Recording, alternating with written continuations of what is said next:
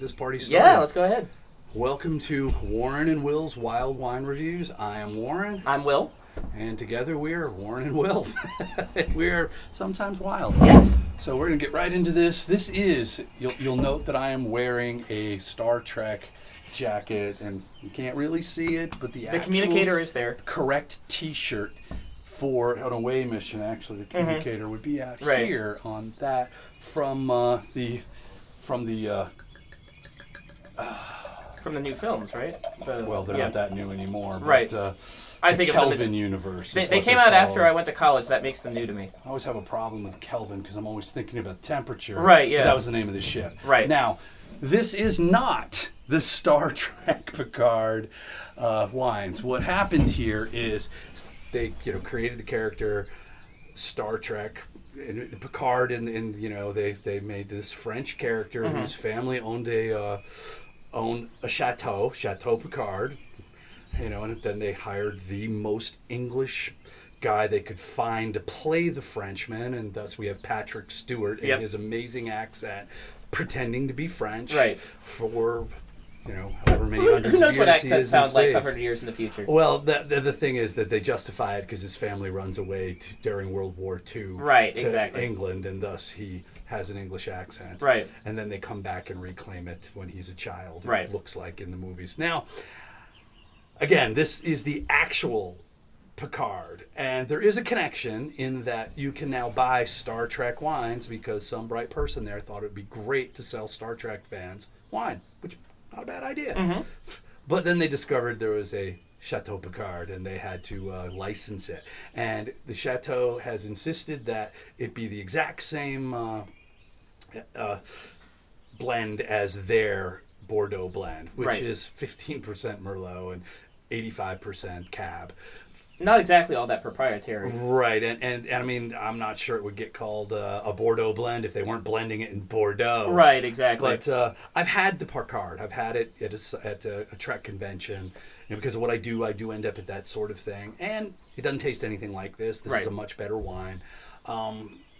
It tastes, it's California. So you've got California grapes in there, and it's lacking a little because they couldn't put anything else in it. Most Americans would like to see a little bit of petite Syrah or Cab Franc. Yep. Or something that guts it up a little bit. Yeah. But no, they had to go with this. Yeah. And the reason that I'm not wearing my Enterprise, not Enterprise. Yeah, I do have the outfit that Picard would have been wearing on his ship. But since this is from an alternate universe, I'm wearing the Star Trek from an alternate universe. Yep. See the connection? Yeah, this is technically the alternate universe, even though it's the real thing.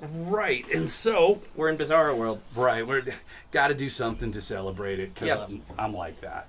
So now we're gonna have some wine. Smells good. They said smoky and spicy, and I would tend to agree with sure. that. A bit of funk. Not a little bit of though. funk, but Not some much. smoked meat. Definitely. Some green spices. Almost, I'm getting savory some white spices. pepper too. Yeah, definitely. When they say spicy, I think they mean more like that's the more peppery spices rather more than, savory than your spice. cilantros or your. I guess that's not even a spice. It's an herb. It's a spice. It counts. I'm gonna keep shooting from the hip and making mistakes, folks. Count on it. But I'm going to guess that as we continue to discuss, this thing will probably open up a lot more, and we'll probably get some more interesting fruit character from it as the funk blows off. Since it's not American, it is not 14, 15, 16%. Nope, only 13%. 13%. Yep. And now I'm going to taste this bad boy. I have tasted it before. I'll kind of let you know on that. Will has not. Wow. So not a lot of really in-your-face fruit right up front. I'd say a little bit of blackberry. Yeah, a little bit of blackberry. Maybe some... I'm getting some red if you wait for a minute, and strawberry. Okay. Yeah, I could see that, like a red currant kind of flavor. There was a tree in my yard growing up as a kid that our neighbor Cora called it the currant tree, and that's what we called it. And it took us probably till I got to college for me to find out that it was actually a sarvisberry tree. But to this day, whenever I say red currant, I might or might not mean sarvisberry. This is nice. It's got a juicier mouthfeel than an American one would. It's not that soft, velvety. Yeah. But there's nothing wrong with that And mouthfeel. one of the things I will say about Bordeaux that makes it interesting from the you've only got the two main grapes. You've got Cabernet Sauvignon, you've got Merlot, and then you've got Cabernet Franc, Petit Verdot, and This is why I hang out with and them. what's the third one that I'm One of the blanking on reasons. now? Carmenere. Those are the grapes that you can use to blend in to the wine. Petit Verdot usually gives structure and tannin. Cab Franc adds peppery character, but you're only using Cabernet Sauvignon or Merlot as your base. On the left side of the Gironde, you've got Cabernet Sauvignon. On the right bank of the Gironde, you've got Merlot. Yeah. There are people who prefer one bank or the other. I just like looking at the differences. If this were a 2017 Bordeaux from the left bank that was made out of predominantly Cabernet Sauvignon, I don't think it would be this soft and this approachable as it is, because this is a relatively young Bordeaux, especially from a Cru Bourgeois. The other thing I would say about it is the tannins aren't as gripping as an American Californian would be. They're Not more at all. chalky. Yeah, no, they have a kind of finer grain to them, and they don't stick around for as long. Right. Yeah. Yeah. So according to Vivino, this has been reviewed by 181 people. Wow. Yeah, and the thing is, the actual listing in Vivino, I love Vivino. I am not dogging Vivino, but it's a little kind of Iffy. Well, the thing about this one is half of them are actually talking about the Star Trek wine, Right. and the other half or other third, I didn't really go through 181 to try to figure that Right. out. But they're not all about the same wine. No. And there's no real way for them apparently to differentiate between Star Trek Right. Picard, Chateau Picard, and the Chateau Picard's actual wine from France. Right. The California one, as I say, was made by people who like wine for people who they think don't like wine. Yeah. That's and I said that to Keith at Vintage Cellar. He said that describes most wine. But at any rate, this is probably made by people who like wine, who expect the people to drink it. Right. To actually like wine and have a more educated palate. It gets 4 stars on Vivino. Goes for $31.49 average. I think I paid $29 right around average. I think you can order it right now for $29.99. We should have a link to this, somewhere in the comments or at the end of this. Haven't done any editing yet, so we'll figure that out shortly. But there will be a way for you to buy wine, anything we review or talk about, as long as we can find it. We will do some wines I know that you won't be able to get your hands on. But by and large, we're gonna try to do stuff you can get. Right. And just as a side note, $31.49 for a Cru Bourgeois is not bad at all. No, it's on not the a bad on the right bank of the on the left bank. If you've heard of Bordeaux, you've probably heard of the 1855 classification, which put the top Bordeaux into 5 different categories.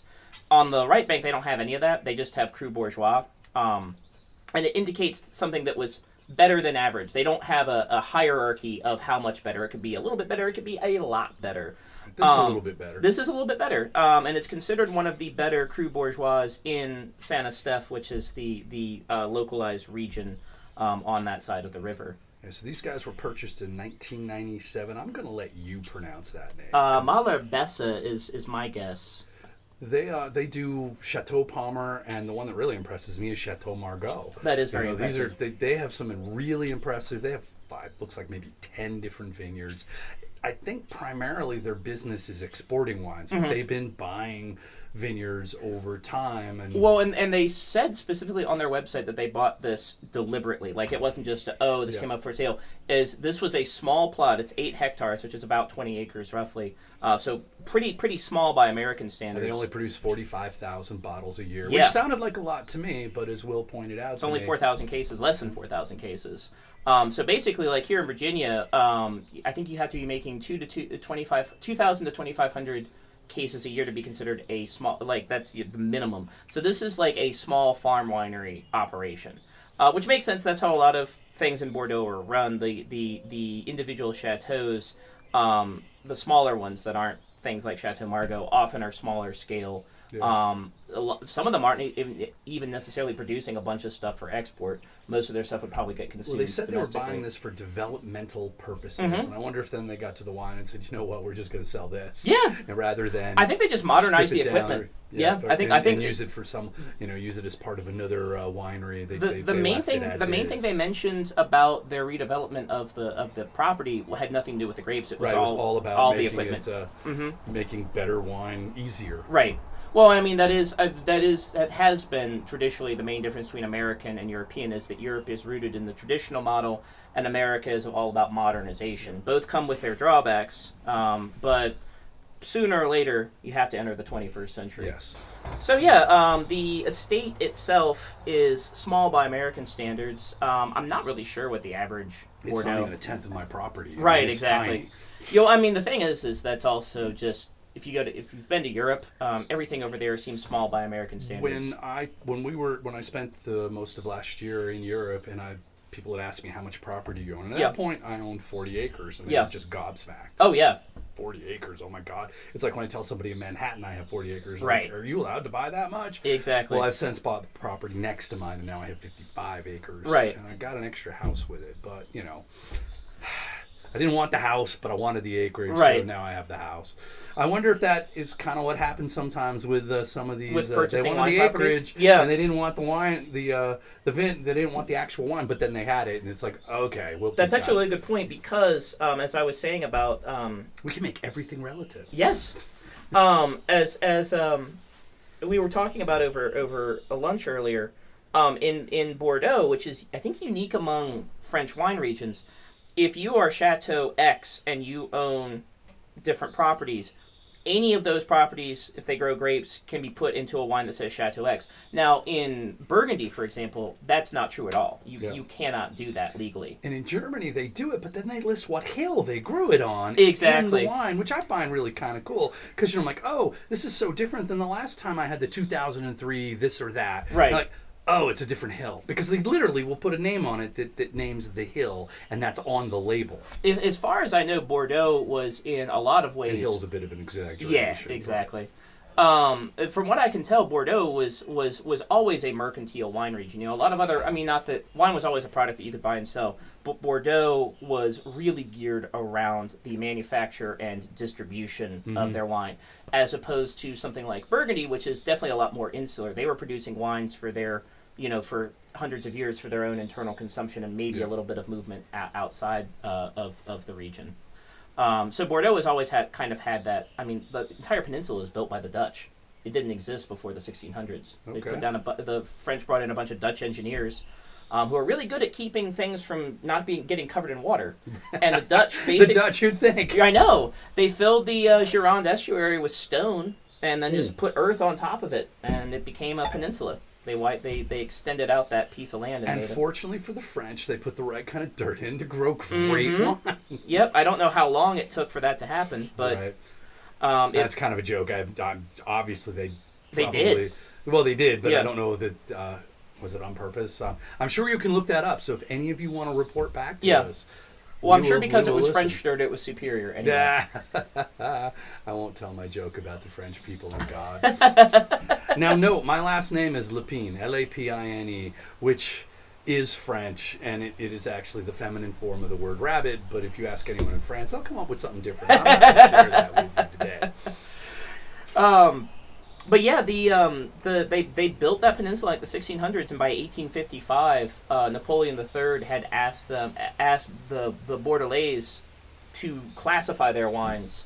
I forget. I think there was some kind of big exposition going on, and he basically wanted to know what were the best wines coming out of that region. So even if you find a wine that's listed as a 5th Grand Cru Classé, it doesn't mean that it's bad. It just means that out of the best, it came in 5th. Right. Everything that doesn't have that 1 through 5 Grand Cru Came Classé in on it underneath it. came in underneath it. Yeah. All right, I want to reevaluate. Not really opening up. It's not. Well, No, yeah, a little softer.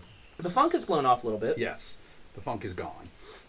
I'd say that I'm getting like very mild sort. Now I don't want to say cooked because cooked in wine means something different. But like when you take fruit and you cook it down to make Stewed. to make like a compote or some kind of sauce, it has that kind of warm, soft aroma to it. I'm beginning to appreciate old world wines.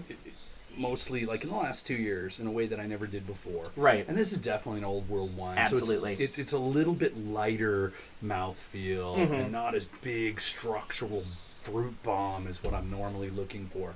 So I would never be upset or disappointed to be drinking this if somebody brought it to me. It's not my jam. It's a pretty damn good jam. It's just not your my usual jam. Yeah, and the thing is that this is really definitely a very traditional old world wine. Traditional. And the reason you can tell is, and this took me a long time.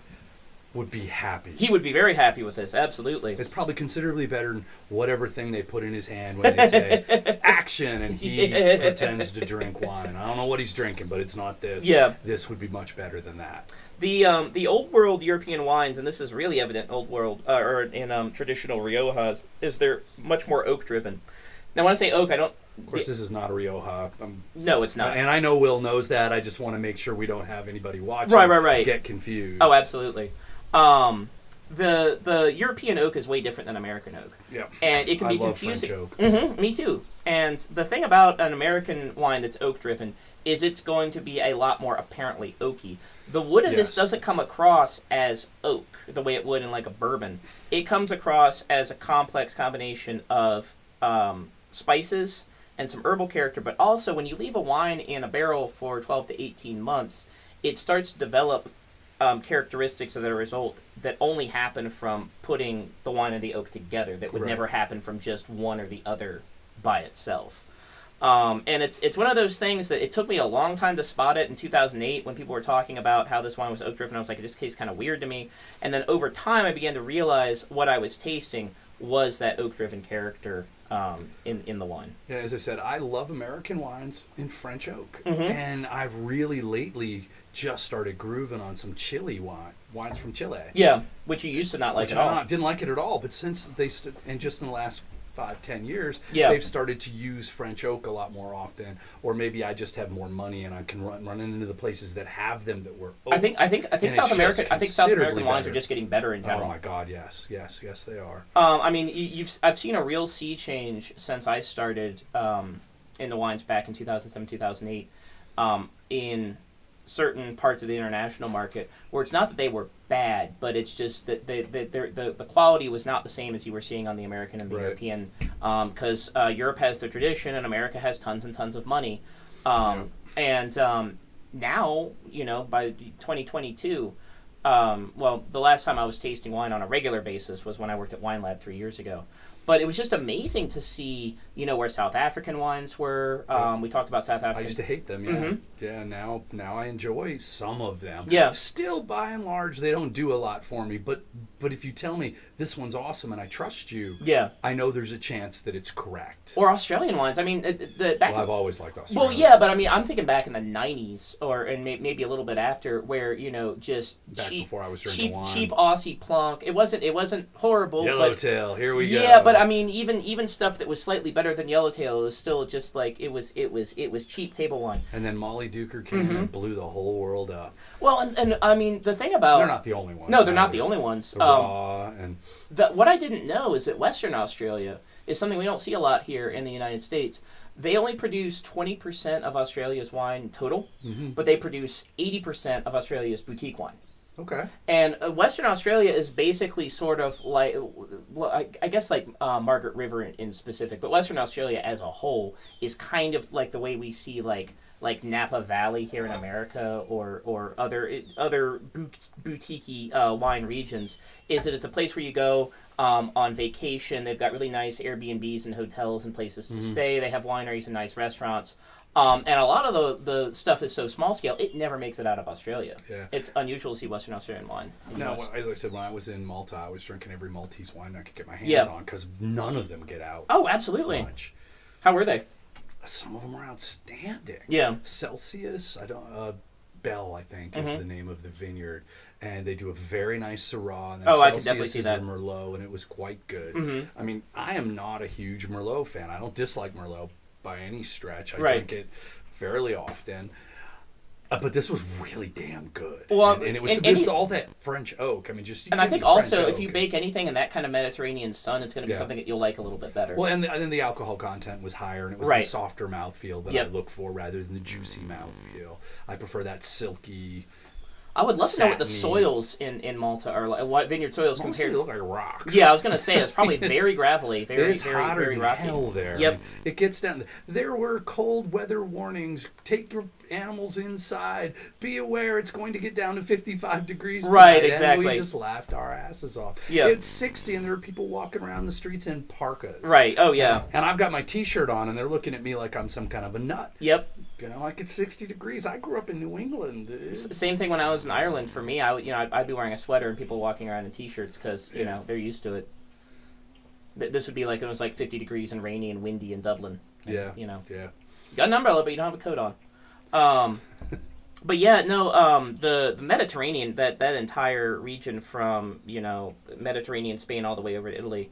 It's not a desert, but it's about as close as you can get Yeah. while you're in Europe. Well, I guess the very southern part of It Italy. is the very southern tip of Yeah. the EU. Mhm. It doesn't get any further south than that. Yeah, but that's the reason those high-powered reds. Are Like so that's high-powered. yeah. Well, that's Syrah's home place. Is the Mediterranean. Hmm. Merlot, you can grow Merlot. Merlot's a relatively easy grape to grow comparatively. That's part of the reason you find it so ubiquitously. Yeah. But I can imagine it could probably make something pretty high powered and intense if you baked it under that kind of condition. I mean, I wasn't very impressed with their field blends from the farmers who were Right. just, I wasn't, But it was still a novelty. yeah, well, and that was why I bought it. 'Cause, Yeah. Otherwise I would never have had that experience. And Right. A lot of wine, for me, wine is an experience. It's to be shared. It's one of the reasons we're doing this because I Yep. think it's awesome. I don't like to drink alone. I love to drink with other people Yep. and to share the good fortune that I have with these wonderful wines.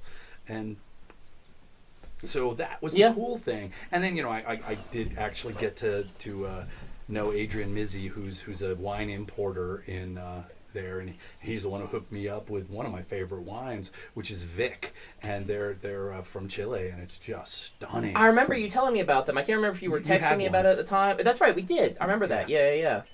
Yeah, it surprised the heck out of me when you told me that you liked the Chilean wine because I remember. Surprised the heck out of me too, bro. Yeah, because I remember this wasn't all that long ago. This was maybe like 3 or 4 years ago tops.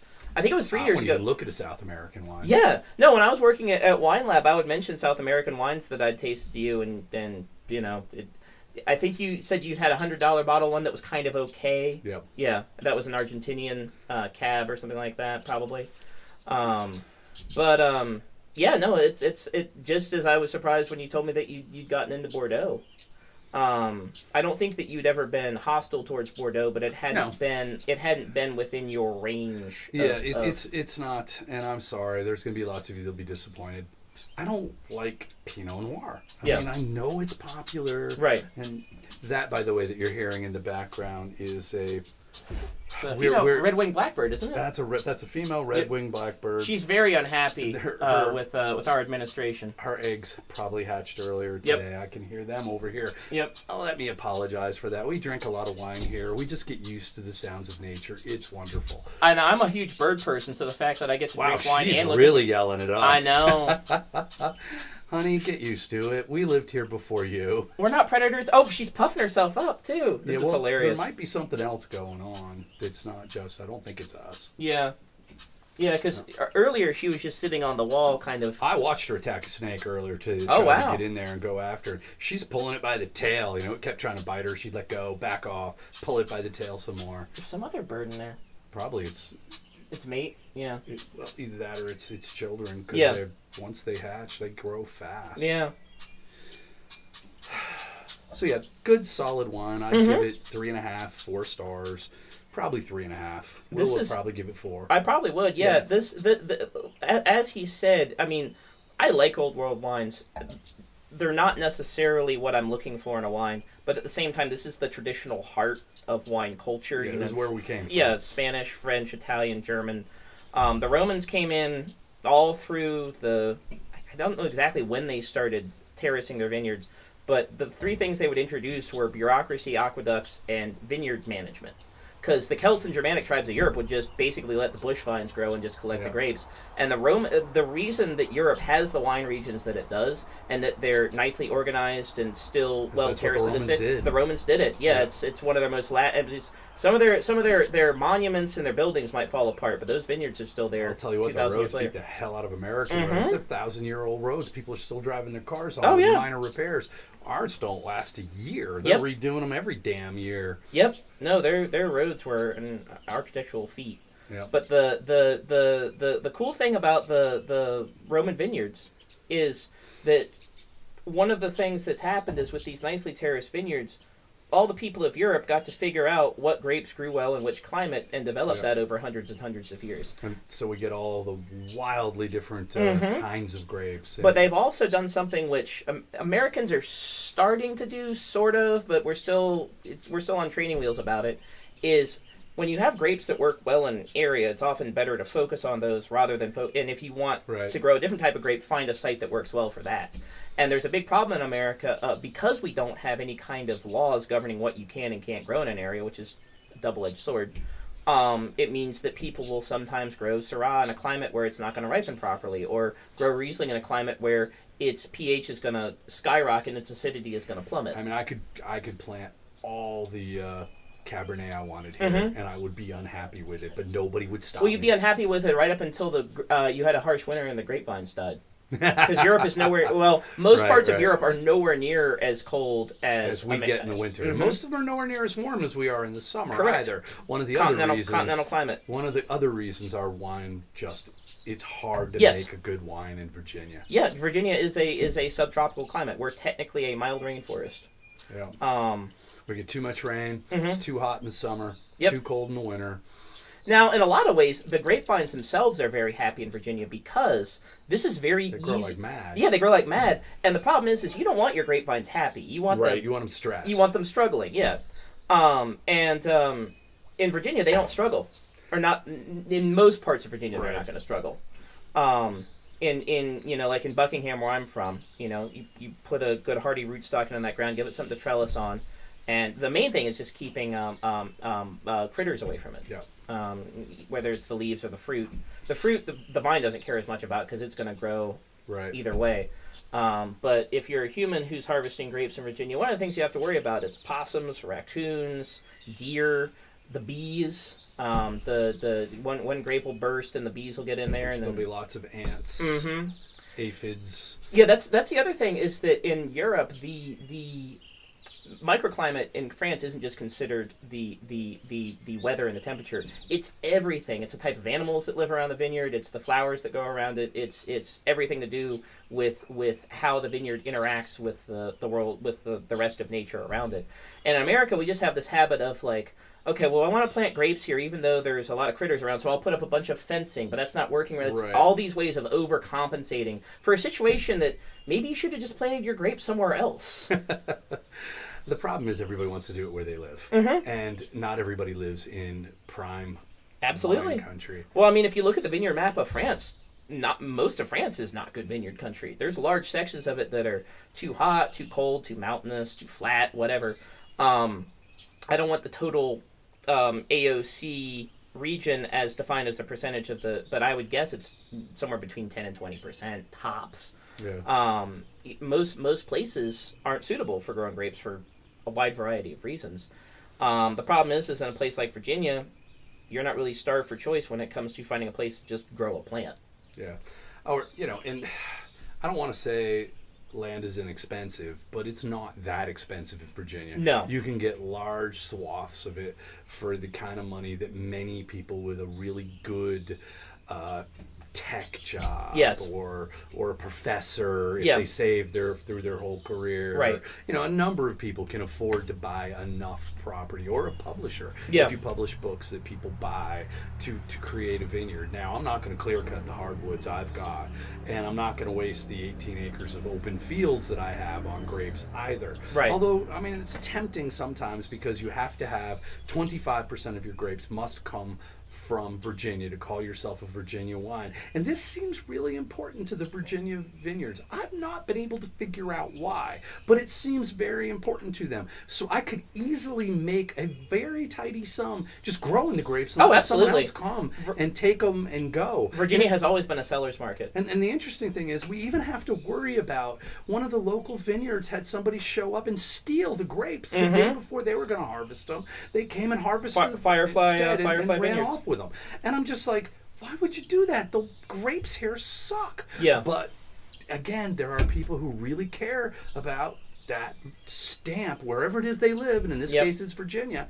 And so I could make a good tidy profit selling grapes. Yeah. I would never be happy with the grapes myself, but Right. you know, if somebody buys them from me, who cares? I'm not drinking their wine. I told some farmers association that came to Chateau years ago and did a tour that Virginia has always been a seller's market when it comes Yeah. to grapes.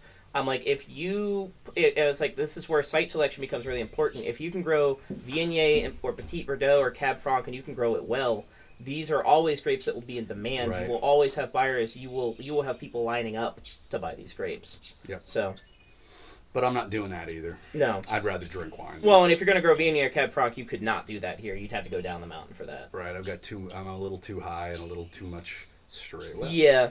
In order to grow Cab Franc, I can't remember where this Cab Franc was coming from, but it wasn't on the western side of the Blue Ridge.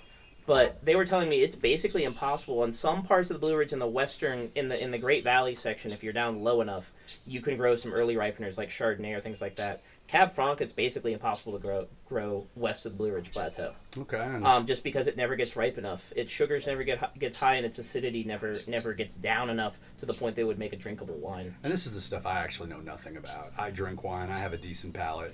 Will is certified, and Well, and a lot of my knowledge about grapes actually comes from working at Chateau and just talking to the people who are in the cellar and the people who did the vineyard stuff.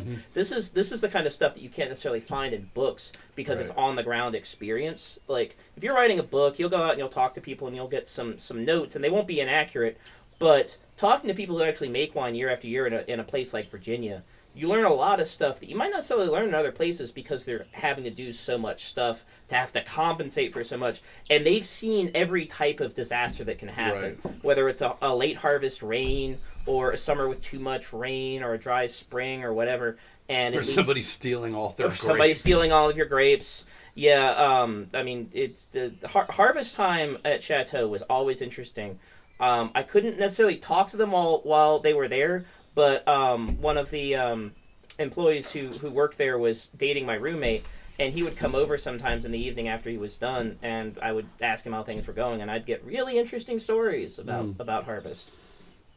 So, bottom line is, if you can get your hands on this, it's worth Yes. it. It is Solid a Cru decent, Bourgeois. Solid, yeah. Yeah, I'm enjoying it. You know, we're going to hit some wines that I'm just going to be over the moon, Right.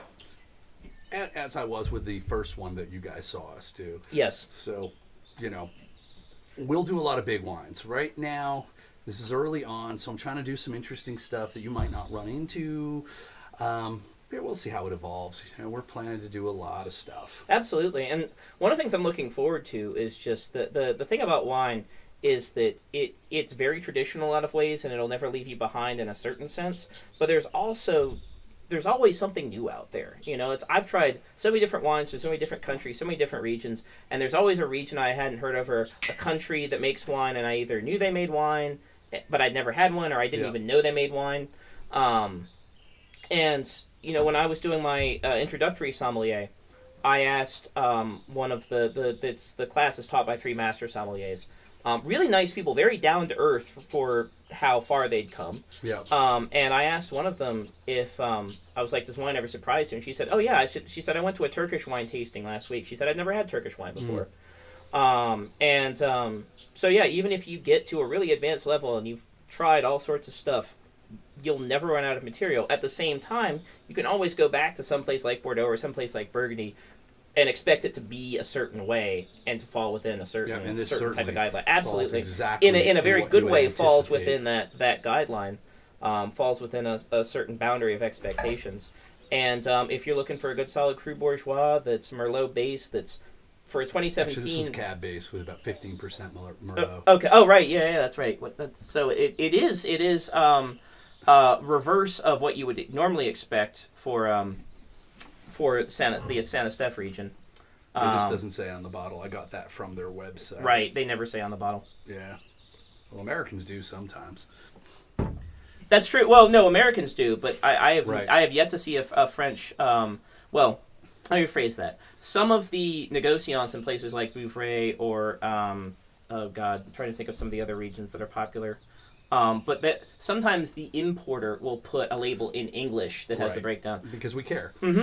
The French will sometimes put the varietal. If it's a single varietal, will put the varietal on the label. But if it's from some place like Bordeaux, they're not going to tell you, because they're going to assume you either know or it's not important to you. It's relative. It's a really interesting and uniquely American trait that we care about the varietal breakdown. Interesting. The French will sometimes, like, I had a French wine distributor come by one time.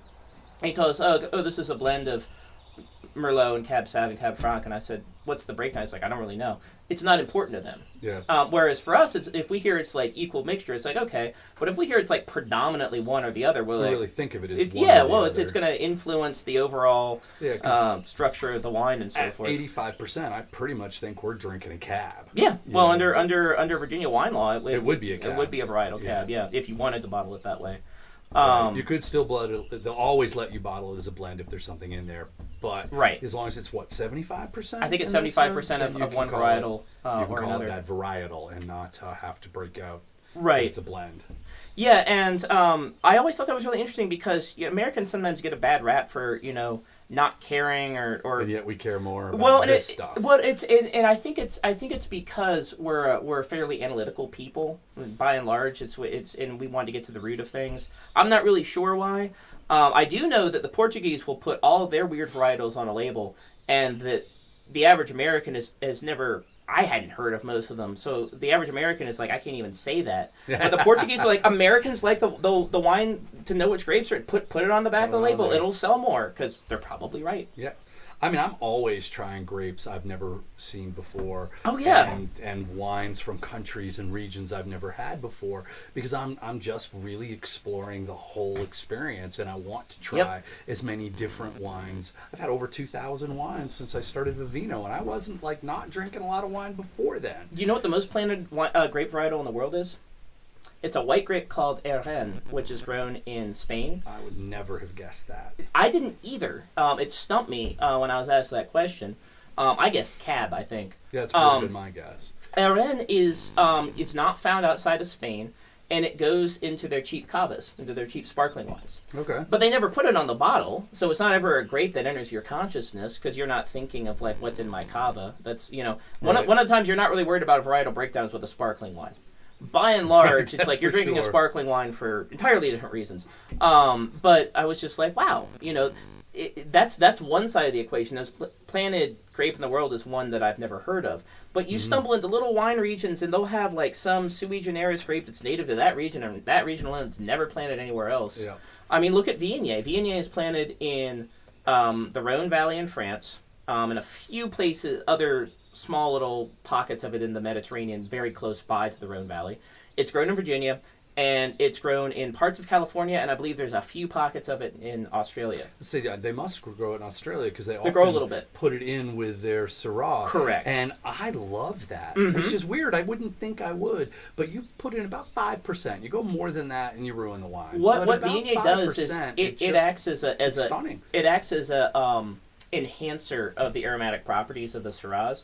Viognier is ridiculously floral, and if you put in just 5% into a red wine, usually done with Shiraz, though it can be any red Rhone blend, what it does is it acts as basically an amplifier to all of the red wine characteristics. Yeah. You'd never guess that there was Viognier in there. You just know that it's way more high-powered than if it did not have that. And when I Viognier-ness. first started noticing it, I was just like, well, I don't know if I want this. And Right. people would be like, no. You like big reds. This is a big red. Molly Duker, for instance, has a couple of those. Yeah. And I was just stunned by how good they were. So I started looking for it, because I don't like that grape on its own at all. It can be very polarizing. But I really like 5% of it in my Syrahs from Australia. The reason Viognier can be polarizing is that the things that make it so lovely, the honeysuckle aroma and the sort of rich palate, they can be overdone to the point that the wine becomes almost like a little too much, like someone wearing too much perfume or cologne. And the sweet spot is finding that in-between point from where it's something that's like a little more floral than Chardonnay to really over-the-top perfumey, hitting that sweet spot in the middle where you're emphasizing all the tropical fruit characters, got a good acidity, and it has that ridiculous honeysuckle aroma. Yeah. Because, I mean, one of the things that people would ask was, like, you know, Virginia has so much honeysuckle, does it smell like that? It is softening up as it opens up. It really did, yeah, no, it softened up quite a bit. And that initial sort of funkiness flew off pretty much immediately, yeah.